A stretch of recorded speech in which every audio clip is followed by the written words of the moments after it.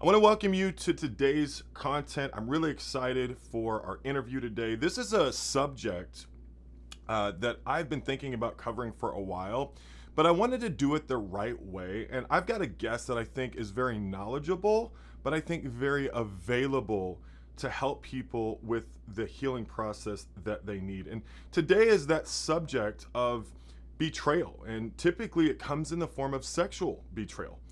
There can also be different types of betrayals. There can be emotional affairs and so forth that can happen. And when something like this happens to you, it rocks you to the very core. It is one of the most damaging attachment injuries that can happen in any relationship. And it's one of those things that it doesn't just damage our ability to trust other people. Oftentimes, this is something that damages our ability to trust ourselves. You know, we think we're going crazy. Sometimes our ability to feel like we have that God-given discernment or we have our good footing, it kind of goes out the door when we get betrayed. And so I want to welcome Kim Pullen. She has a YouTube channel and a community called Hope for Spouses, and she's going to be with us today. Kim, welcome to the channel. Thank you, Kyle. It's really good to be here. Absolutely. I'm really excited about what you're going to share with us today. First of all, I want you to tell us a little bit about your conversion and why you decided to start Hope for Spouses. Okay, so I was converted back in 1981. I was actually the sports editor for my college newspaper, and I was doing a interview with the captain of the wrestling team, and he was very good looking, very well built. And he asked me if I wanted to go to church with him, and I was like, I'm working, but I'll get off. And then I went, and shortly after started studying the Bible and was very quickly baptized and have never looked back. Super grateful for it. And the reason I started Hope for Spouses is because about 19 years into my marriage, I found out that my husband had been unfaithful multiple times. And so we separated. We were separated for 4 years. And while I had to really wrestle with it, but I had to just kind of leave him in God's hands. And then I had to focus on my own healing. And I quickly realized that I almost had codependent behaviors with myself with him, and had really made him my idol, and had found my value and my identity in my marriage rather than primarily in my relationship with God. So that 4 years, God deconstructed my faith, rebuilt it, and God worked on my husband. And so we were reconciled about 4 years after we had separated. And about a year later, we were still working on our relationship, but God just put it on my heart that I wanted to be able to give back. I'm a firm believer in the scripture that says, to whom much is given, much is expected. And I felt like I wanted to be there for other women that were going through the same thing, but didn't have biblical resources. Because I had been a part of multiple groups, and they were really great groups, but the primary resource was the books that they used.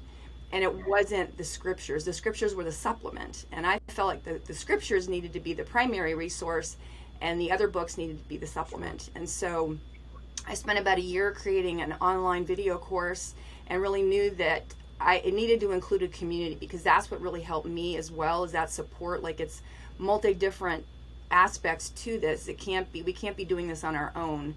We've got to have a community involved with it. So Hope for Spouses was launched in about 2017, and been doing it ever since. Yeah, well, let's start with an overview of what happens when there is a moment of discovery. You know, I think of when a person finds out that they have been betrayed, it's kind of like 9/11. It is a just shattering moment. It's something that just creates shards within a person, and they don't even want to be in that moment. They don't want to be like, they want a reality escape. And I mean, it's almost like a shock, like I can't believe this, and so forth like that. And so when that first discovery happens, what are some things that you notice is common in terms of the experience of that? Yeah. Well, it is like a 9/11. We actually use that phrase when we talk about it, because it's like the moment before, and then the moment, and then your life afterwards. Like, there is a significant rift in your life, because you begin to realize that all these things I have assumed and expected are not true. And this person that I thought I knew so well, I don't know at all, maybe. Because if they can lie about this, what else can they lie about? And so we question them, but we also question, like, why didn't I see this? I mean, did I have my head buried in the sand? Why didn't I notice this? And so, as you had said, we were saying earlier, we really start to question our reality. We question our value. We question our discernment and our insight. And that's a part of our identity, and how we find value in ourselves is how well that we can discern the things around us, especially as disciples of Jesus. That's a huge part of it. And so, yeah, it's like somebody just literally pulled the rug out from underneath you, and you just feel lost. And then it's really hard to find other people that get it, because they don't understand the depth of the betrayal and how much it impacts you. And so it's like, well, just forgive them, or, can't you just move on? They said they're sorry. And it's like, you don't understand. You don't get it. Like, this literally has undercut everything in my life. And I see that repeatedly over and over again. And what can sometimes happen is, depending on how we're raised or the culture of our church, we, as the betrayed spouse, start to think, well, I have to fix this. There must be something I did wrong, or was it my fault? And we start owning some of our spouse's choices, or we own their shame, and we feel like, oh, we can't say anything. And so we go into isolation, which is the worst thing. That's what Satan wants, because that's why our spouse's sin got so bad, is because they did it in isolation. So we kind of pull the same thing, and we can pull back because we don't feel safe anywhere. And sometimes we can go to people that we think are safe, and they are actually not safe. Not because they're mean or cruel. They just don't know how to help us. And so they say things that seem spiritual and noble-hearted, but are actually as traumatizing or worse, because they're supposed to be safe people for us. So it's very, very devastating. Speaking of that moment of discovery and just how shattering that is, I in my practice through the years, as a marriage and family therapist and so forth, I have people who come in, and one of the things that I've noticed that becomes a factor is how the spouse finds out. And nowadays, the way that people can find out can be very, very diverse. So you've got people who, maybe it was a Facebook message, maybe it was some sort of hidden online tab that that forgot to get closed, or whatever it may be. But I noticed that there's kind of like two camps. There's the folks who come forward, and then there's the folks who get caught. And the folks who come forward, I mean, that's just a smaller demographic. I mean, most people, they get caught more so, and then you've got to deal with that. But what have you noticed in terms of whether or not a person comes forward versus them getting caught, how that affects the healing process?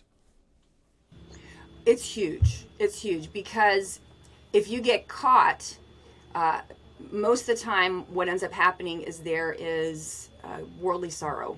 It's like, I got caught, I'm sorry, but there's no real repentance that goes on. 2 Corinthians 7, 10 through 11, gives us a very clear picture of what repentance looks like. And usually if you get caught, you're still holding on to that. And so there's a lot of action doesn't usually follow suit. Whereas somebody who comes forward, their heart is still very soft, and their conscience stricken over it. And so if they're bringing in the light, they're much more likely to jump into recovery and to see incredible results from their recovery, because they want to be in the light. And when we love the truth, we want to come into the light. But it has a lot to do with the condition of your relationship with God.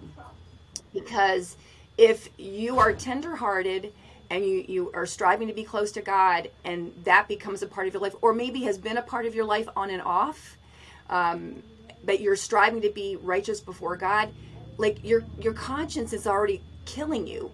And so you bring yourself into light because you love the scriptures, because you love the truth. But if you've gotten so far away from your relationship with God that you're lying to yourself, and then you're lying to your spouse, to your kids, to your spiritual brothers and sisters. I've seen it where it can go on for years, and their heart gets so hard. It is scary, like the amount of deception, not even just toward other people, but the way that they see themselves. It's a level, like your heart becomes seared the longer you do it. Yeah, and there's different types of affairs. I think nowadays it gets kind of tricky because it's not just the in porn. I mean, it's interesting. Porn, when spouses find out about their partner's porn use, we're seeing that there are similarities between PTSD reactions and folks who are finding out about porn. So I don't want people to think because it's porn, it's not having a just a market effect on people. Porn is actually creating a ton of effect, and I think you've said it before. It can actually damage people even more. But you've got porn. You've got emotional entanglements. I think of the recent thing that happened within the last 6 months or so with Will and Jada, and it was an entanglement. We have different words for it, of course, but things can be emotional. Then you've got kind of the digital thing where it's like a digital relationship. You've got an avatar and you're engaging someone else that way. And then there's physical. And it can happen one time or many different times. What have you noticed, kind of as it relates to the different types of betrayals that can happen? It's all over the park. I know that the clients that I've talked to, that maybe their spouse was doing porn 20, 30 years ago. Of course, it was more magazines or movies or whatever. But now it is rampant with social media, online pornography, and it's all different variations of it. But even getting into child porn, and of course that's all linked to the human trafficking industry. But it is vast. There is so many opportunities. Like Satan is given plenty opportunity for men who are looking for it, or even if they're not looking for it, he puts it in their face on a consistent basis. I mean, I have so much respect for men who choose, I'm going to choose purity, and I'm going to choose to do whatever it takes. I mean, I've known of men who have gotten off having a regular cell phone and just have a flip phone because they don't want to have the temptation in their hand, and they know themselves, like they can't do that. And I have such incredible respect for them that they set their own boundaries on themselves, because it is everywhere. But one of the things that I've noticed that's pretty consistent, and the research shows it, that a lot of times, whether it's porn or infidelity, that's not really the real problem. It is simply the fruit of a deeper issue. And most of the time, it is some kind of core wounds from childhood. 97% of sexual addicts had some kind of emotional abuse or neglect as children. And so if they don't address these things, and a lot of times they forget them, they use the porn or the unhealthy sexual relationships to mask the pain. They maybe never had healthy role models, so they don't know what it looks like, what a godly man is. And so all they have is these templates that were created for them by unhealthy parents, who they had unhealthy parents and so on back.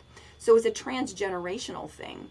But it is simply the fruit, and you can't just say, okay, stop doing that, because it'll come out another way. It'll come out as gambling or work, being addicted to work, whatever, but they'll use something else to mask the pain. So this is why it's so important that we always ask the why. Like, why did this get started? Where did this come from?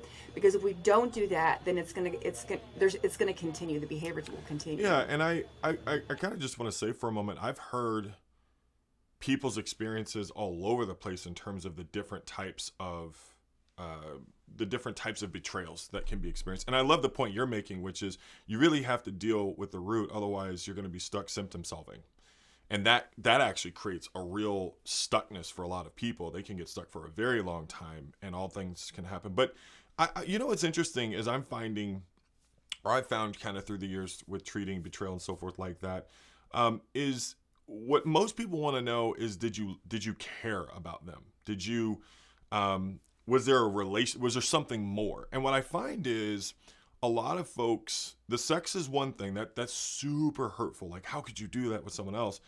But the connection is typically what I find feels very threatening, because that connection is what we use to compare ourselves to them. And then there's an enormous inferiority and inadequacy. And I just want to say for those listening, Kim and I, we know that this is sensitive, and some of you are in the throes of this right now, and you're in survival mode. And we're talking about this kind of in an interview style and so forth, but this is like this is your life right now.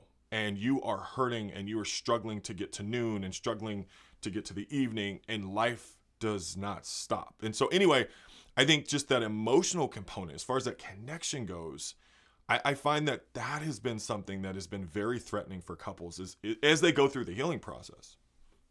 Yeah, and it's pornography especially is fake intimacy. And all of us that's how real relationships are built, is through intimacy. Into me see, I trust you, you trust me. So when this kind of thing happens, it literally rips the relationship apart, because that connection is what made our relationship.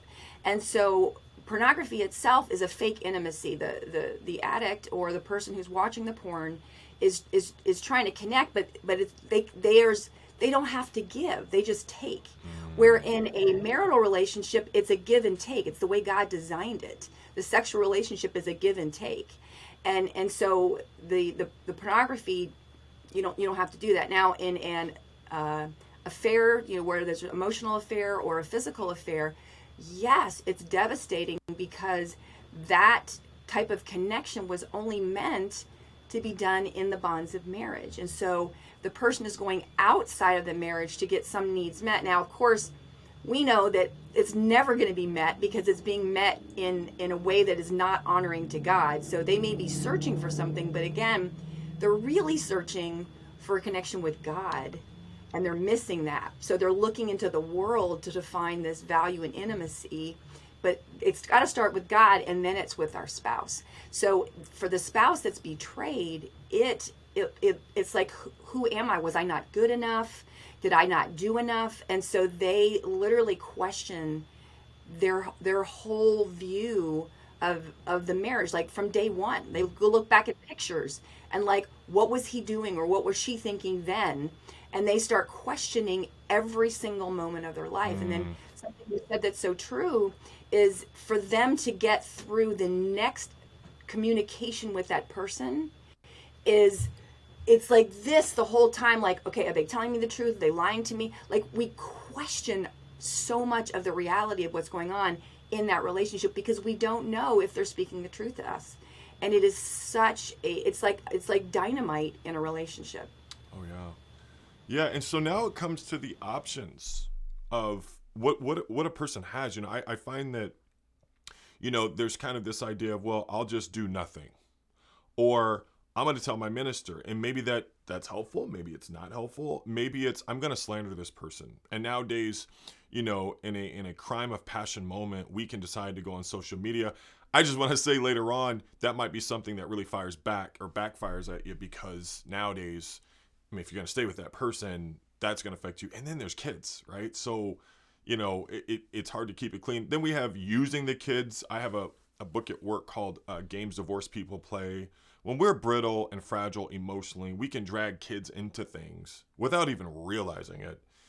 And then one of the hardest things, and I really want to get your advice on this, is how we think about separation. I remember when I was in grad school, we had talked about how affairs can happen in good marriages, and it's all about walls and windows. In other words, when you have a window where there should be a wall, even in a good marriage, there can be a betrayal that can ensue. But then now you have this separation process, right? And so that gets really, really dicey. And I think sometimes people who, they really love the scriptures, they can interpret the scriptures in a way that doesn't allow us to adapt things flexibly and also be spiritual. And so separation needs to be structured. There's certain things that set a separation up for success.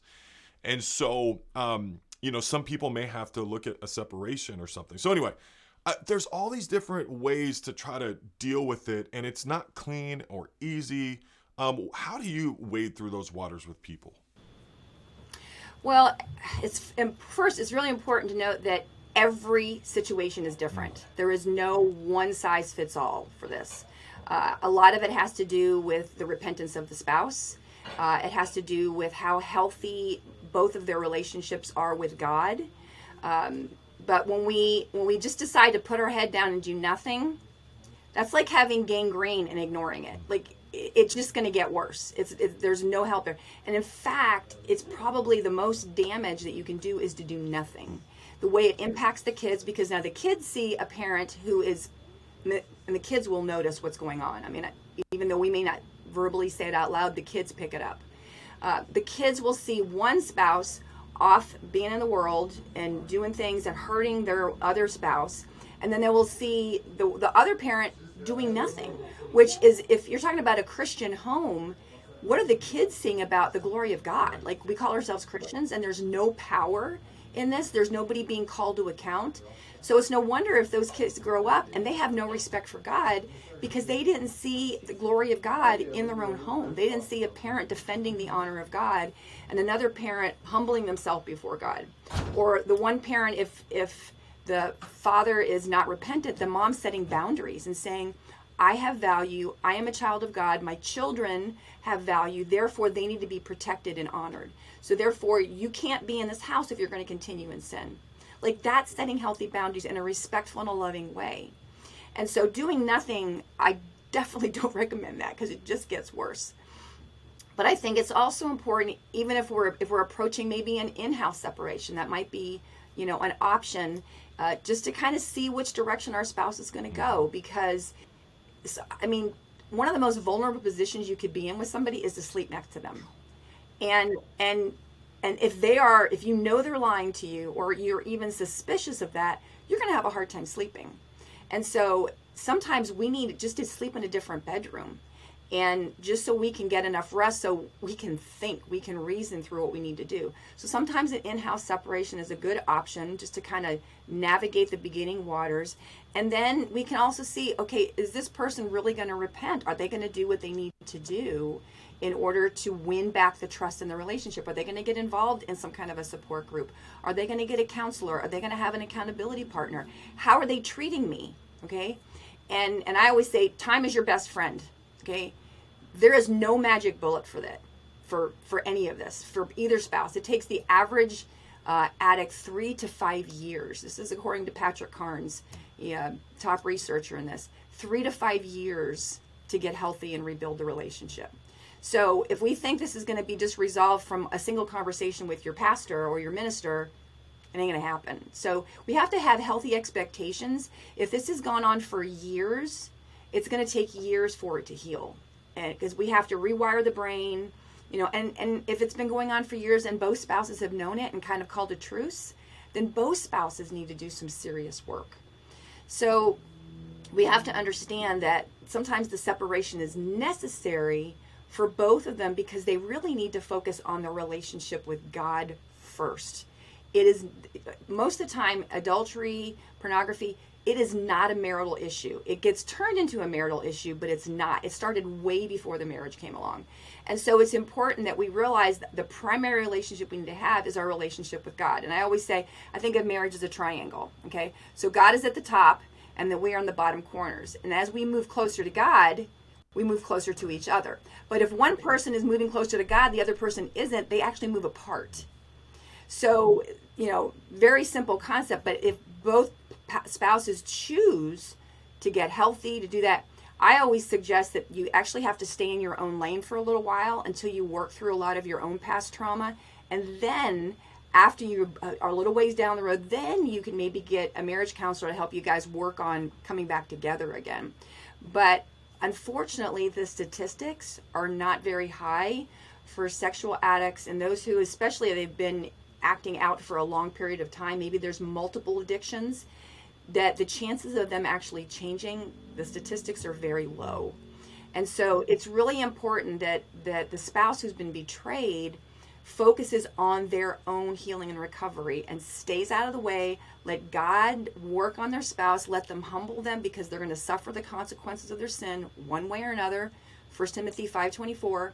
So we got to get out of the way and focus on our own healing, because we cannot help our spouse change. There is nothing that we can do that can help them to change. We need to honor God. We need to be respectful. We need to be loving. And we need to be like Jesus in the way we set boundaries in that relationship. And we also have to be very mindful of the example that we're setting to our kids. Because our kids are seeing us, how we interact, how we act. And we're going to have to stand before God one day all by ourselves and give an account for the way that we responded. And I know when I was going through the beginning portion of my separation, I was angry. I was very, very angry. Like, how could he do this? How could he do this? And I had to really reconcile, if Jesus on the cross was being horribly, persecuted, killed, and yet he could say, Father, forgive them. They don't know what they're doing. And I'm supposed to be a Christian. Then that is my goal. That is where I want to be too. That it doesn't matter what he does. I still am accountable to God. And God, he doesn't understand what he's doing, but I know what I'm doing, and I have to respond righteously regardless. And so when we can be healthy, spiritually healthy, moving in a healthy direction, then we can actually view our spouse the way God views them. We can have an agape love for them, even if we don't have that phileo, that mutual love and respect. You don't have a phileo relationship with somebody that you don't trust. But we can have an agape love for them and let God work on them while we focus on ourselves and our own healing. Yeah, very well said.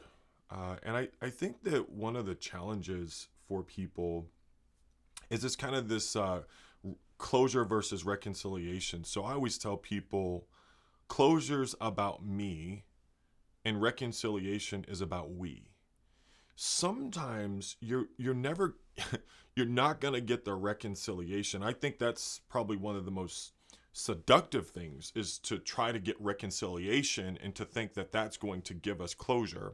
Well, the reality is that closure, I've got to get good with what it is that I've been through. And that experience has to be sort of updated into my personal biography.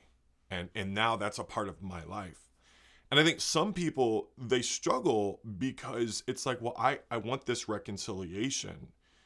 But I think in some ways we're going to have to not settle, but in some ways be surrendered to, maybe I'm just going to get closure. But I find that's actually what's most helpful for people is getting closure. Because regardless of whether or not reconciliation is going to be an option, you're still at peace. In other words, I tell people one of the hardest things is to somehow be at peace with the pieces. Sometimes all you get are pieces, and you get your head around it, but you never get your heart around it. And so it's kind of this deal of like, this isn't my fault. I didn't ask for that. And this is something I find for my own healing even has been, it wasn't my fault, but it at this point is my responsibility. And that's really, really hard. When I think of trauma survivors or the folks that you work with, one of the most common things that people are trying to figure out is, who would I have been if this hadn't happened to me? And there's that anger and that pain and that grief that's just like, why do I have to go through this? And I just want to encourage those of us who are listening to this, and maybe you're in tears right now and you're just broken. You're shattered on the ground. You're depressed and your world is falling through. I hope is there, but I really want to encourage people. I love what you're saying, Kim. I love what you're saying. We have to aim towards our own sanity. And I have to imagine you've seen people drive themselves insane, trying to control another person, trying to go for reconciliation when the call is really for closure. Yeah.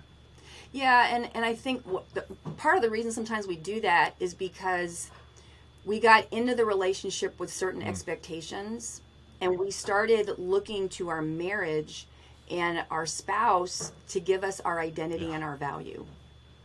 And it happens so subtly. Like we don't come into the marriage thinking like, but it is so imperative that we get like that's sometimes where we can end up. And so it is, it sneaks in.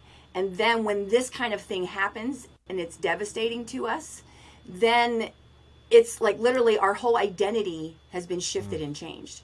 And now we don't know who we are. And because our spouse isn't there, and through our spouse, we we figured out who we were, but that's not really who we are anymore. And so it's like half of us has been cut off. And I think it gives us an opportunity to see that, like, God doesn't want us to idolize a spouse or find our identity in a spouse. It needs to be in God alone. And so, like, I look back on this and I would not take back a single day. I wouldn't take anything back, because it made me the person I am today. I would not be able to do what I do and help the ladies that I help if I hadn't been through that. I wish I had never had to go through it, but I'm grateful that I did, because it matured me in a way to see God in a whole different light. And so because of that, I am grateful, but I was willing to recognize and see, all right, my view of what marriage is supposed to be and who I am as a person, who I am as a Christian, was not correct. And it led me to letting some of this stuff happen.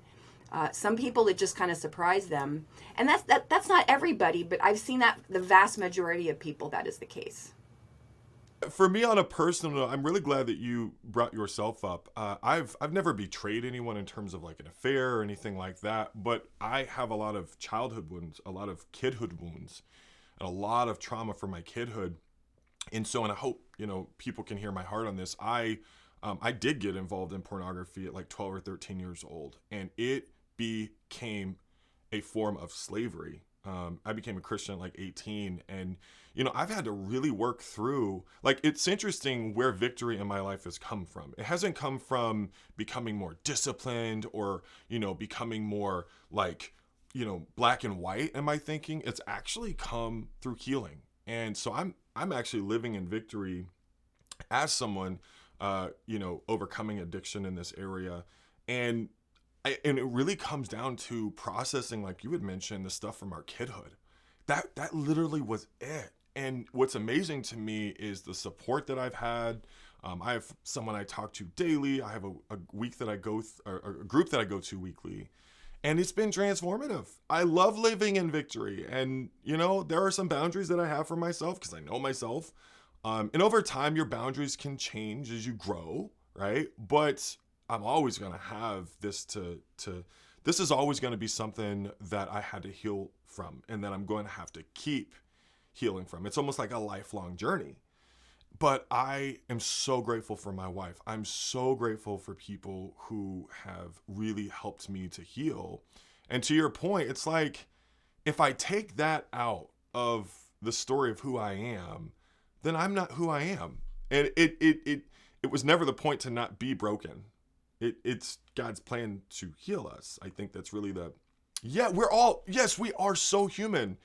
And so I just appreciate you saying that, because as a man, there's so much shame around just even having to fight every day. There's so much shame. Shame stands for should have already mastered everything. There's so much shame around, I have testosterone, it's 20 times as much testosterone as a female, typically a male has. Testosterone is a very visual chemical. And it's like, but I'm in victory. And there is another side. I think some people, they've just experienced defeat. Well, there is victory. You can become an overcomer. And I would not want to go back at all. But I also believe it's one day at a time. So anyway, I don't mean to turn this into an AA meeting, but genuinely speaking, recovery is thrilling. It's a lot of hard work, but to your point, goes back to healing, not just becoming more disciplined. Yeah, and I think, I have like I was saying earlier, I have the utmost of respect for a man who is willing, like, to come out in the open, and then to go back to the people that he's hurt, lied to, and all that, and like have these conversations over and over and over again. And that's what my husband did. And I was like, he's my hero. And any brother who is willing to be open about this and get the help that they need, obviously with safe people, that is heroic to me. And I think it honors God. It demonstrates the glory of God in a broken world, in a broken situation, in a broken heart. I think it's also really important that the betrayed partner realizes that they have to do their own work as well. And that it's not like you may need counseling. I mean, if you had trauma from childhood, you may need counseling too. You're going to need to be a part of a support group with other ladies who get it, who can help you navigate this. You need the scriptures to help you walk through, to get your own convictions about how does God want me to live in response to this. And you're probably never going to be the same person again. And that's a good thing. I think we can sometimes look at pain and betrayal as the worst thing that could happen to us. And yet, it's the very things that God used with Jesus to prepare him to be who he was. You know, in Hebrews 2 and Hebrews 5, it talks so much about, like, Jesus had to suffer. He had to be betrayed. And that's what made him holy. And I think that and then what does it say about that once you have you've been persecuted or you've been shed your blood, that you're done with sin? And it's like when we have wrestled and struggled in the pit of our soul, in that dark place, then some of the temptations in this world become like, very true. That's like forget it. I don't need that. Like that doesn't help me at all. And so we are able to view the world from a different perspective, but I think it's so important that the husbands or wives that have been betrayed, that they realize your spouse is not just the one that's got to do the work. And is it fair? No, but nothing in life is fair. You're a sinner just like everybody else. And God wants to work on your character. He wants to make you holy and righteous and like Jesus.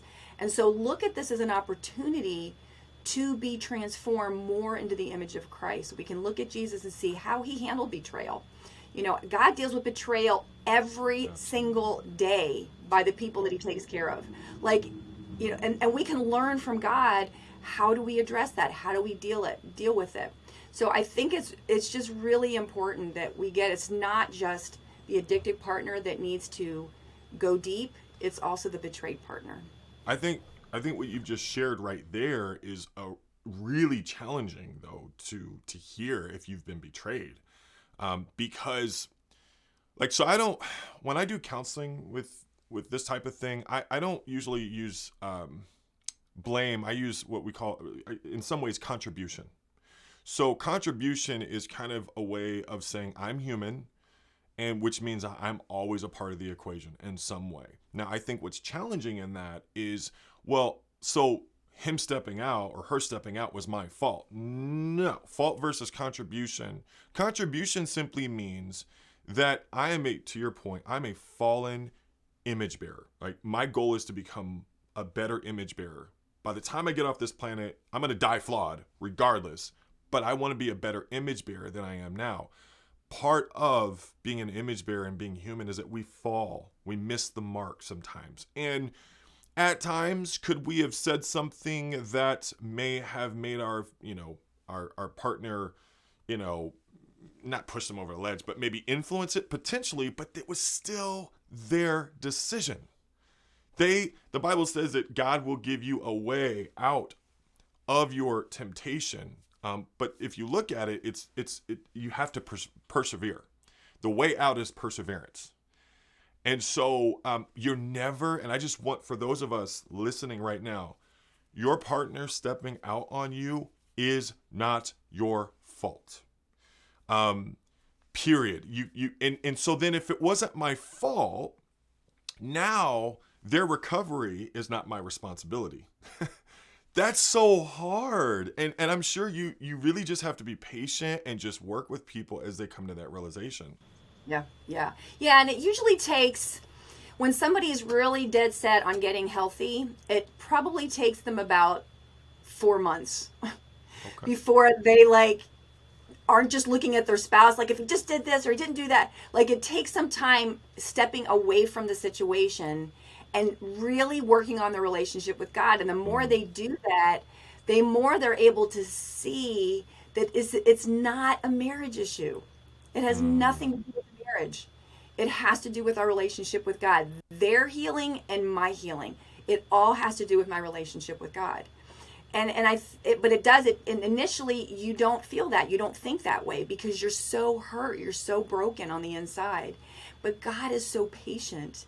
and he guides us along very, very gently as we can, and he just wants us to get to that place where we're at peace, that peace that passes understanding.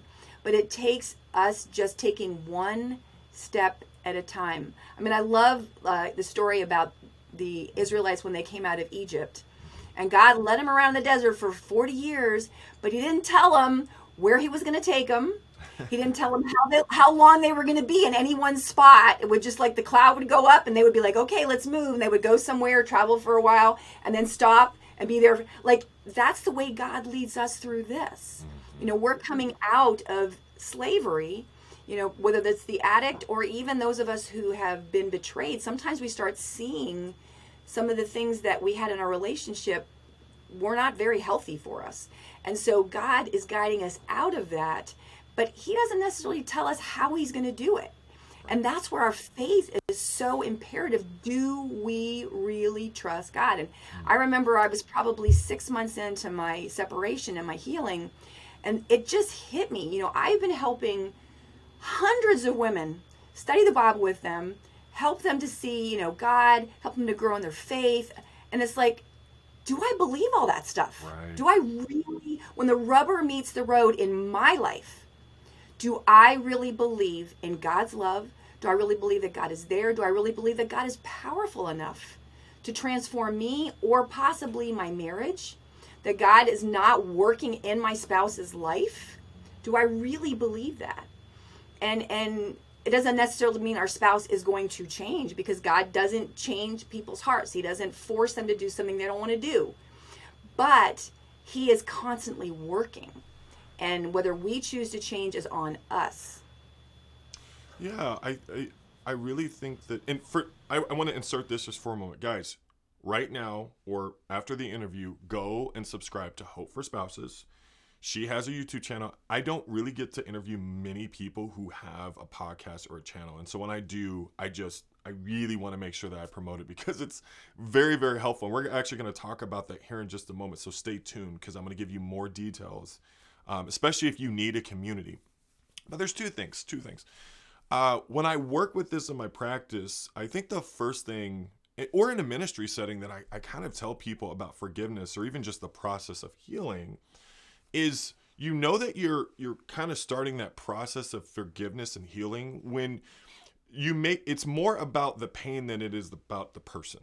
So when I went through what I went through in my own traumatic situation with this YouTube channel in April, I did that interview with Douglas Jacoby, and we got some serious backlash, and we got threatened, and people lashed out in ways that were just abusive. I remember, to your point, being I was like, I had rage. And I'm not saying that this is necessarily apples to apples, but there was this rage and this hurt and this powerlessness that I felt. And I remember going around on a prayer walk one day, and it kind of occurred to me, it really isn't about the people or the person. It's really about the pain. In other words, we call that in therapy externalizing the problem. And God does that the best, right? Jesus was able to see not just the sin, he was able to see the wound. He was able to see the system of darkness behind sin. So I think that's important. I think the other thing, going back to walls and windows, I think when we're really hurt, we want to lash out. We want to be vindicated. We want to see people held accountable. But I think there's a difference between holding people accountable and holding them hostage. So here's what I mean by that. You know, that walls and that windows thing, I think a separation is a period of time that's a very good way to figure out, is my partner going to put walls where there have been windows? And the reason why I bring out this sort of, you know, need for vindication is because it's kind of like parenting. We don't spank our kids to punish them and overload them with negative feelings. We spank them to get their attention. I think a separation and some of these other things that you're talking about, yes, they do hold people accountable, but what they do is they give them time to figure out, do I want to put a wall where there's been a window? And that's on them. Again, if you're listening to this, it's not on you if they decide to put a window or keep a window where there should be a wall. So again, I want to kind of put truth and grace always at the center. Because I always think that that's God's perspective. Yeah. Yeah, and that's one of the ways that you can know if somebody is really following through with healthy, godly sorrow and true repentance is they are setting their own boundaries. Mm. They are creating them for themselves. They're communicating those boundaries. They are following up with those boundaries. Now, they're not going to do it perfectly. None of us do this journey perfectly, and I think that's why it's so important that if we are watching our spouse try to start healing, that again we stay in our lane, they stay in their lane. When they fall, yes, there needs to be some openness. They need to be talking to an accountability partner. Maybe they need to tell us within 24 hours, whatever. But this is a boundary that they're setting, and they're going to make mistakes because they've had this super highway into the brain. Every time they get stressed, every time they're struggling, they hit that 10-lane superhighway, and that is to porn. That is to unhealthy relationships. So now they have to hack through the jungle with a machete and create a new pattern, a new way to first of all think, and then how to follow through with action. Mm-hmm. And so we have to recognize that they're going to make a lot of mistakes. Even the ones that are working really hard to get healthy, they're going to blow it. So we can't take their falling down personally. Now, it's still going to hurt us, and we may have to say, okay, I need to step away from you for 3 days. I can't talk to you because I'm hurting, and I need some space. And that's that. And if he's really repentant, he'll be like, whatever you need. I get it. But she needs to see him being open and honest, and then him following up with the boundaries that he committed to. And I'm using those genders because it's more common with the male is the betrayer and the female is but it goes both ways. But if we are seeing them making their efforts, it's a matter of sometimes it's 3 steps forward, 2 steps back. That's the way healing works, because we're trying to create new habits, new ways of thinking. Romans 12:2, to be transformed in the renewing of your mind. And that's really what it comes down to. If we're going to change our actions, then it has to start between our ears. Yeah, so let's talk a little bit about the coaching versus counseling. And I think this is very important because as someone who I do the counseling process for a living with people, I am finding, and I find so often, that coaching is so important as a part of the overall program or structure of healing. And so in your mind, how do you help people to understand a little bit of the nuance between coaching and counseling? In a very simplified way, I always tell my clients that counseling is more for helping you to deal with your past as it leads into the present, and coaching is leading from you the present into the future. And so, I mean, that's pretty much in a nutshell. And I'm not a counselor. I don't claim to be that, because that's why you're around. And I have many friends who I do recommend for some of my clients who have to deal with core wounds, and that I can't help them with that. That is somebody that has an education and has a degree and has all the experience that can help you to address some of those deeper core wounds. But once you work through some of those, or you can actually do it in sync. Yep. Some people can actually do both of those together and moving in the direct, because you do have to move into the future. Because like Jesus was saying about the, if you clean out the house, get rid of the 7 demons, but you don't put something good inside, then more is going to come in there. So it's important that we are refilling. If we're cleaning out that cup, that we're filling it in with the things that we need to. And obviously we want to do that based on what the scriptures teach. Yeah, and I like the way that you describe coaching versus counseling. That's how I think about it. And the reason why I think coaching is so important is because we have a serious shortage with counseling, and we're not going to have enough counselors. But even if we did, there's still such a need in people for a little bit more of a structure. So for example, I tell people sometimes a ladder is not any good if it doesn't have any rungs in it. And I think what coaching does so often for people is it helps to give them rungs for their life situation now moving forward. And in terms of what's going to give you the most successful outcome, I find that, and again, betrayal, sexual infidelity, it destroys a person's life. Literally, it knocks you out of your orbit. You need all of the resources available to you in order to put Humpty Dumpty back together again. It takes resources. It's not incidental at all. And so I so appreciate what you're doing. Can you tell us a little bit about the community, Hope for Spouses, the community that you've been able to help create? Yeah, so it's so powerful. I love being able to share about it. So I have a couple of programs, and one of the programs in particular is called Isolation to Intimacy. And we have a community. People do their own work, they do their homework, they connect with me, we do the one-on-one coaching. But then they have this community of other ladies that are in all different stages of the recovery process. Some of them are just starting, some of them have been, divorced for 4 years, and they're still working through different things. Some of them are living with a partner that is unrepentant. Some of them are living with a partner that's repentant. Some of them are separated. Some of them are divorced. But it's interesting that everybody has to hit the same milestones, regardless of the choices your spouse makes. In order for you to be healthy, you have to hit the same milestones in your recovery process. So it's so amazing seeing these ladies come together. Like, I'm just kind of standing around now, just making sure everything's still moving forward. But they are like connecting with each other. And I mean, I've got ladies from Africa, from Singapore, from Canada, they're from all over, because it's not just an American thing. This is all over the world. This is going on. But just seeing them connect with each other, and it's helping them to see that your life is not just about the betrayal. It's not just about your marriage. There's all these other aspects of your life that sometimes you end up neglecting because you're so focused on your marriage and you're obsessing over your marriage that you don't take care of yourself. And so seeing these relationships build and how these ladies are growing and helping each other, and this is what I did, and maybe do this and this scripture and this song, and like they are connecting with each other, and it is so powerful.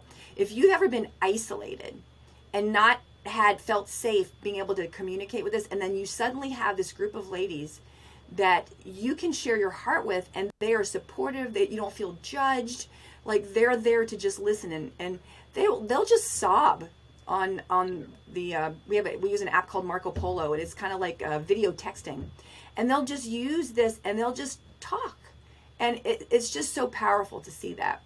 And then I also just recently started a new community called the Hope for Spouses Network. It's hopeforspouses.network. And it's very similar to Facebook. We just got off of Facebook. We had like 1,000 ladies on Facebook. We moved into this new Hope for Spouses network, and we're using a different platform. And I love it because it's more private. The ladies feel safer. There's not all the advertising that's going on. And just to see them connecting again with so many different resources. Some of the courses are going to be put on there. I've got a bunch of courses lined up that we're going to be putting on there. But it is just so encouraging. Like, people are saying, I never had this. I never had other ladies that I could talk to. I felt so alone. And now I have a safe place where I can connect with people. And it's just helping me so much. And I think that is, God designed us. He didn't design us to heal in isolation. We have to have a community in order for us to heal and then to thrive. And a functional community. I really am excited about what I'm hearing, because this whole conversation we've had is you helping to remind us to put our confidence in God. And I believe that translates to the community that you've helped to create.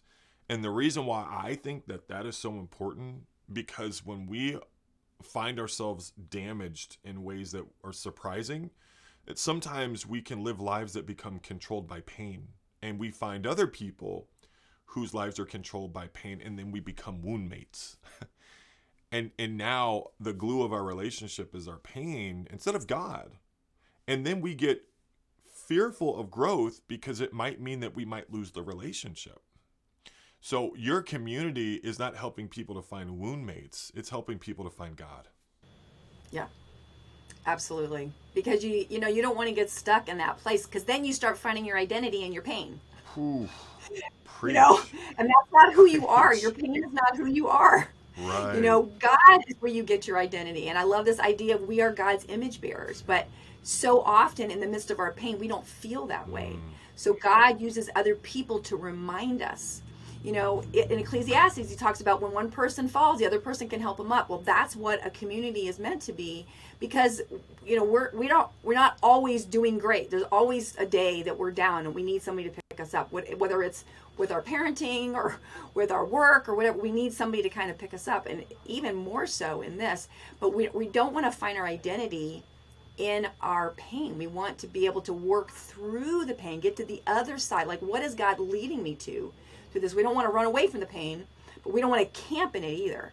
So it's how do we move through it to the other side to explore what God is trying to teach me and who he's trying to get me to be.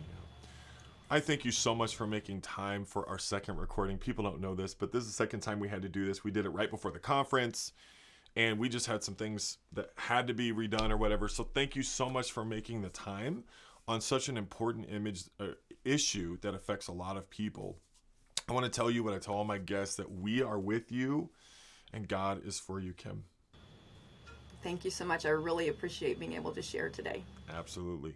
Well, what I'm going to do is I'm going to make sure any of the resources that Kim has, I will make sure that they are in the description of this YouTube video, or if it's on podcast format, it'll be in the description of the podcast as well.